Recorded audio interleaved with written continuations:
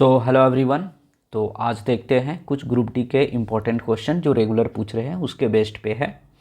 They are 43% profit on cost price due to error in weighing machine. It weighs 25% more than what it displays on its screen, then the profit percentage और loss percentage he get is what. तो कहने का मतलब ये है कि cost price पे 43% का प्रॉफिट प्राप्त करता है। इसका रीज़न क्या है कि वो वेटिंग मशीन जो है उसमें कुछ फॉल्ट होता है जिसके कारण इसको 43% का जो है प्रॉफिट हो जाता है। और होता क्या है, इसमें वेट जो है आपका जैसे कि 100 ग्राम है, ठीक है। तो 100 के जगह जो है ना ये वेट दिखाता है 125, यानी 25% का जो है फॉल्टी वेट मापा जा रहा है। तो बोल रहा है कितना प्रॉफिट और लॉस होता है। तो चलिए सॉल्व करते हैं इसको।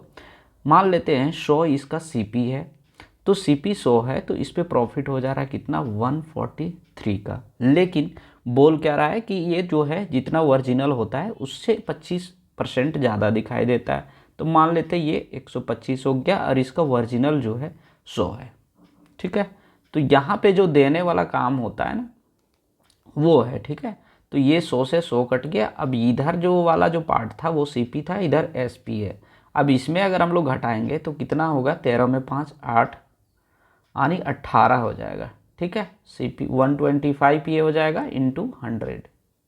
इसको काटेंगे तो ये हो जाएगा 25 पचे, ये हो जाएगा 25 चौके यानी 72/5। अगर इसको हम लोग काटेंगे तो देखिए यहाँ पे जो है वो बढ़ भी रहा था, तो यहाँ से ये पता चल रहा है कि ये प्रॉफिट हो रहा है। तो यहाँ जब काटेंगे तो 14 पचे 70, 5 चौके 20 यानी 14.4% जो है इसको प्रॉफिट होता है। इसीलिए ऑप्शन नंबर सेकंड जो है इसका राइट आंसर हो जाएगा, ठीक है। चलिए देखते हैं एक और क्वेश्चन इसी तरह से है कुछ दिया। ये lady buy some product at 5400 rupees, 2/3 of them sold at 8% profit. At what profit did she sell remaining article that she gain 1800 on haul।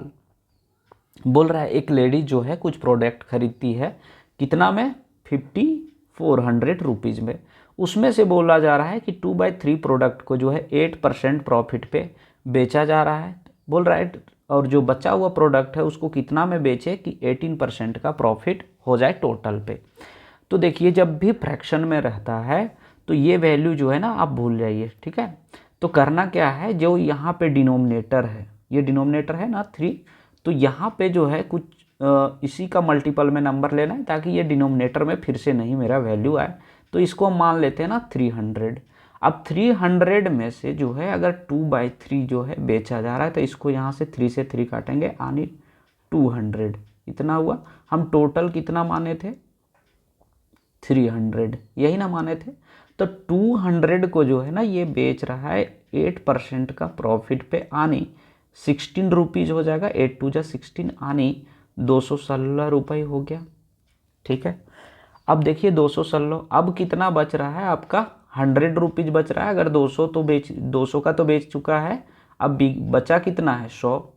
अगर ये 100 बचा है, आपसे बोला था हॉल पे 18% का प्रॉफिट होना चाहिए। तो यहाँ से अगर 18% का अगर प्रॉफिट निकालते हैं तो कितना हो जाएगा 18 या 54 यानी 354 रुपीज़ टोटल होना चाहिए अमाउंट, ठीक है। तो या तो 54 रुपीज़ जो है इसका प्रॉफिट होना चाहिए टोटल, ठीक है।